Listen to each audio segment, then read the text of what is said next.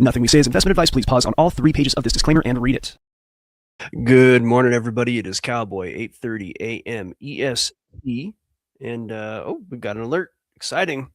All right. So, actually, not that exciting. Today's a pretty quiet morning, but what's interesting is how the NASDAQ is behaving, right? So, a lot of people are looking to the tech market and the stock market as a barometer for what may or may not happen, right? A lot of money and big money has gone into this sector of the market, and we must understand that that's where the eyes are, right? So much money was kind of spun up. We had Larry Ellison working with what was it, Oracle, that's his company, and then you had Nvidia, and then another large company, probably like one of the I don't know, well, where whatever the deal is, they were all kind of in a circle writing contracts, producing basically $1 trillion or more for things that never happened, or at least haven't happened yet. Larry says, okay, we're gonna, do this. And then Nvidia says, okay, we'll make all these chips based on your information. And then another company says, okay, we'll go ahead and, host everything in our data centers. And they all just kind of acted like they were going to do something. And all this money came out of thin air with the promise to do business later. And so a lot of people are concerned that there is an overinflation of values in those companies. And I can't blame them. NASDAQ that we're looking at in the chart right now, that's last I checked, like 13 or 14% of that is Nvidia itself. Nvidia has a valuation about the size of the silver market. Yeah. Nvidia is bigger than all of the pharmaceutical companies combined in market cap. Is that realistic? I don't know. They have like one product. It just seems like there is an overvaluation in this company. And so people are concerned when they look at the NASDAQ, which we're looking at right now. Now, I'm going to go to the daily here. We're going to back out just a little bit, get a little bit more of a resolution that makes sense. Now, the NASDAQ also is going to look like a lot of other indices, which, like the Dow and the SP 500, which the SP 500 at this point is very much acting like the NASDAQ. It's a little stronger. You can see that. That's the SP 500. If I get rid of those drawings, it's actually a lot stronger. You've seen, now all-time highs as of yesterday in the SP 500, and the Dow is outperforming them all. So when you take tech out of the picture, the markets are doing great. All-time highs in the Dow's at 50,000. SP 500 is SP 500 is at 7,000.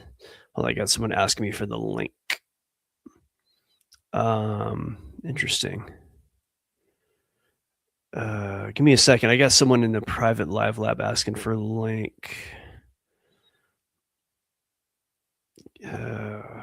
Sorry, folks. Give me one moment. We're just going to send out the link to the show.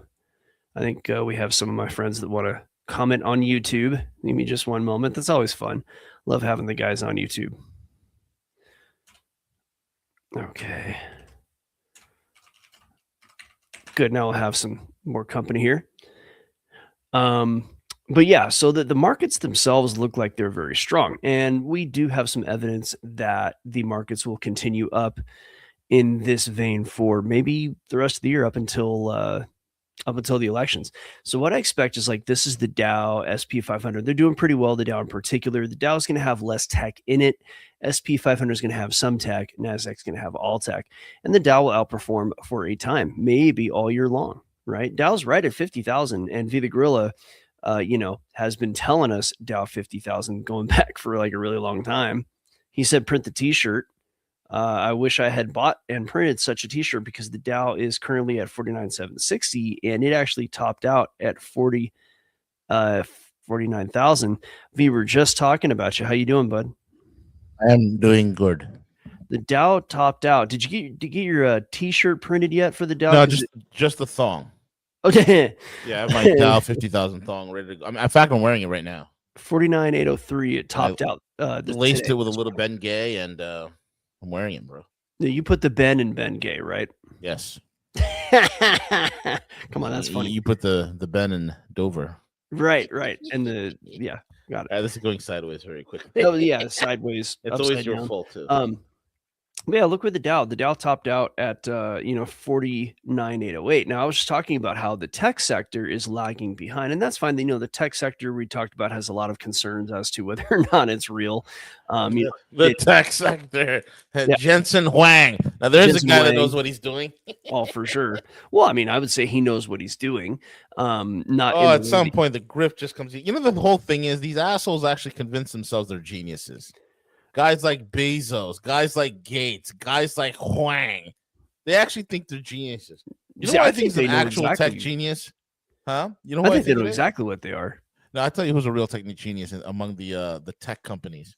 Satya Nadella. I think he's a real tech genius because he's an engineer. Who's this? Satya Nadella, the CEO of Microsoft. Oh, okay.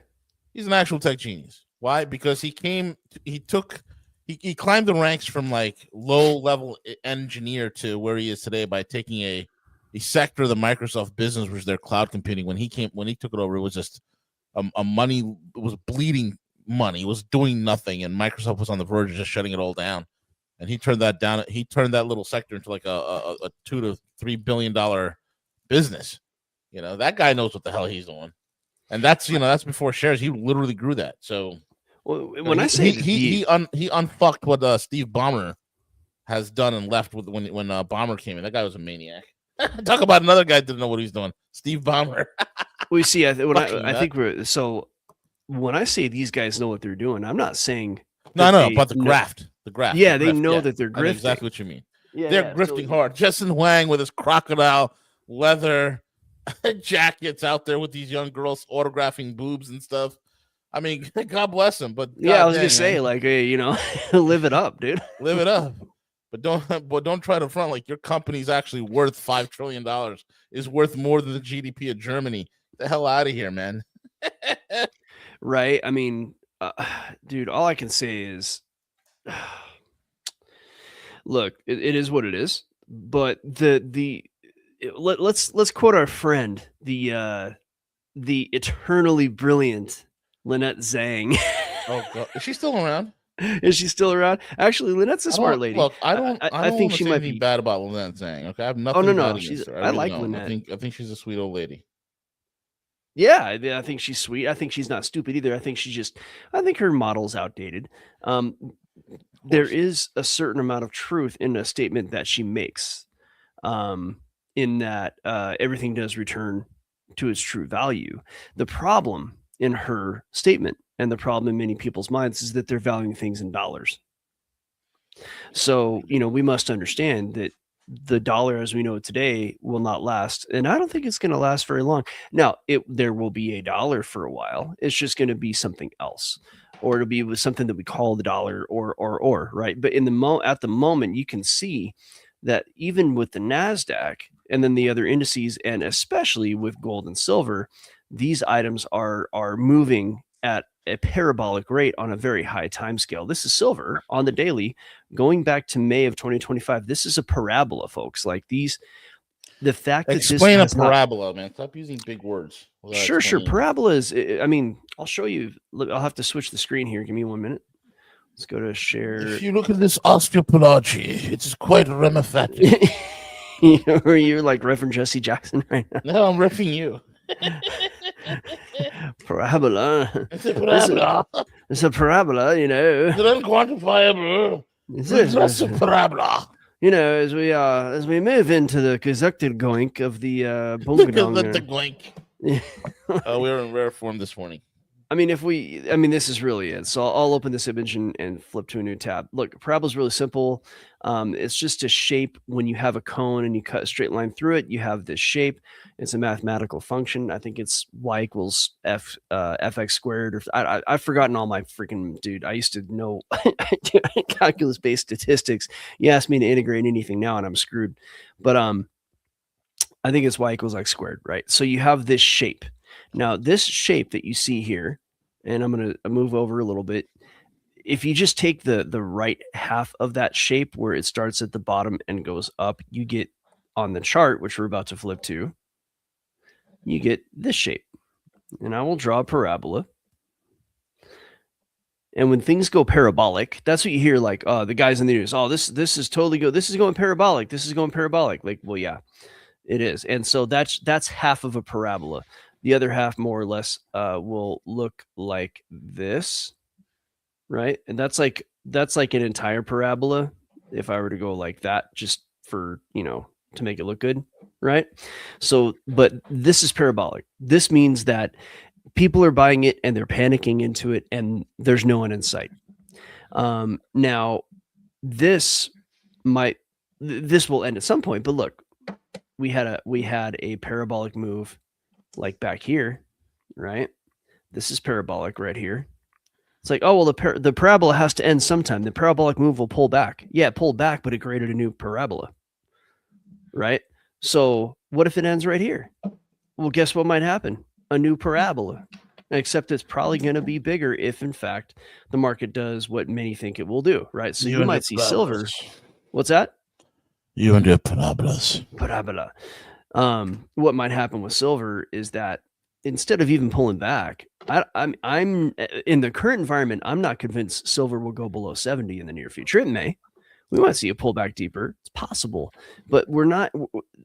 The laws of charting and everything else and all that whenever you see a major repricing of a given asset, those laws don't really apply like they used to, right? The laws of charting and just kind of your typical look, those stop applying when a fundamental push happens that is so absurd that you get a parabolic move. And then there are charting rules you can use to trade that parabola. It isn't like the charting goes out the window, but everybody expects a pullback to the mean. No, this is a whole new thing. It's like Bitcoin, going from a few cents to $100,000. Like, yeah, maybe it'll return back to a few cents, but all the way up, if you're expecting it to keep going back down to catch its lows anytime soon, like you might be waiting for 10 years. Now, silver itself, it's not that silver is increasing in value. It is a little bit, probably because new technologies. So yes, compared to other things, silver is increasing in value. But compared to the dollar, I think it's more about the dollar decreasing or not maintaining its value. We all know that the dollar is down, 97, 98% since 98%. So, I mean, like that should tell you everything. And that's just, we all know it's inflation and they're just printing dollars. And when you print dollars, all you're doing is stuff in the market full of dollars. You're not creating wealth. And so that being said, we don't know when this move is going to end or if. Oh, yes, indeed. So this parabola may continue up on unforeseen amounts of time. And it will be a never-ending parabola. We got Lisa in the chat. The parabola parable, yes. Yes, the parable of the parabola. The parable of the parabola. And then the Lord taught us the parable of the parabola. There was 3 wise traders. One was fearful and he hid his parabola. The other thought that the master trader, the trading desk supervisor, was an austere man, and he took and invested based on the parabola. We got to do it like one of those British, like the guys that observe the animals. Yeah, they're like all these explorers clubs. You're talking about like the historian, or even okay. Watch as the trader approaches the parabola, and he assesses it very carefully, hiding behind his charts. But as you notice, the parabola begins to move, and it moves up and up in a way that nobody expected or is even able to predict, with the exception of the gorilla and Algo the cowboy.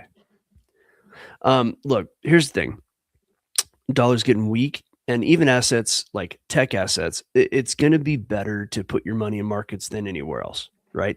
Now, there may be some strong pullbacks. Maybe even at the end of the year, we see a strong pullback. But in the end, the idea is to get people to spend their money. The idea is to create money velocity, because without money velocity, these, we'll call them. It helps. Money velocity is the most important thing when you're in a solvency crisis like we are. Yeah, that's right, because it creates solvency, it creates liquidity. So if you have the dollar depreciating, then that, I mean, what do we call it? You call it dead dollars. When your money is not deployed, your money is dead.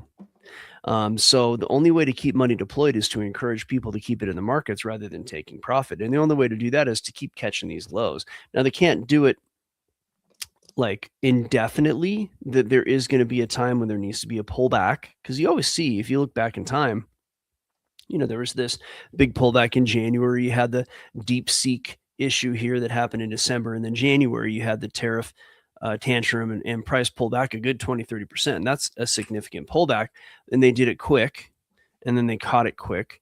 And then it went up. And then you saw the same thing with the Japanese yen issue back here in July of 2024. And then, COVID crash was another one that many think was engineered. This here is, it started in 21, which is like the invasion of Ukraine, and the Europeans panicked and probably pulled their money out of the market. I mean, who knows exactly why? You're going to get pullbacks, but in the end, the market must go up for a number of reasons. And part of that is money velocity. And we're seeing it now where these lows continue to get caught. Now, when's the pullback going to be?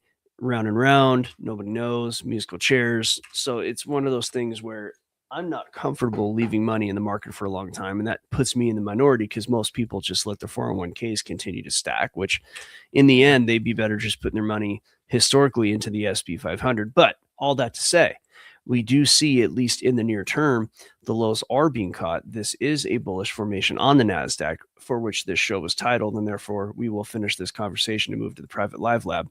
But you have this right here. It's called a bullish ascending triangle. It should pop up. The question is whether or not it can break this high right here. And given what I think markets need to do in order to stay relevant this year, there is a good chance that this actually will be broken, this month, outside of, some unforeseen thing or whatever. So that said, we're going to go ahead. Not much going on with Bitcoin, not much going on with a lot of things, because we have some data coming out here in a couple hours. So it is going to be a pretty quiet morning, but I'm going to go with V the Gorilla here, talk to our private live lab members. As quiet of a morning as it is, we'll just go ahead and review the charts. So V the Gorilla, can you get us out of here, sir? Yes, if you want to learn how to trade like a hedge fund pro and pick up fancy lingo, join us at algofactory.tech, where the parabola of life unfolds before your very eyes. Learn to profit from the chaos. Yes, Cowboy, you were going to say something. Don't forget the free algo, L-boy. Right. And of course, check the link on the description box. There is a free algorithm that you can download, where Cowboy shows you how to properly deploy the certain algorithm. So join us over in the private lab, where we discuss secrets only known to the initiates, and we are initiated, are we not, Cowboy? Oh, yes, and grand initiation, wasn't it? That's right. And with that being said, Cowboy, take us to the live lab. All right. Join us or die. Don't worry, you're not going to die, and we love you. Jolly good.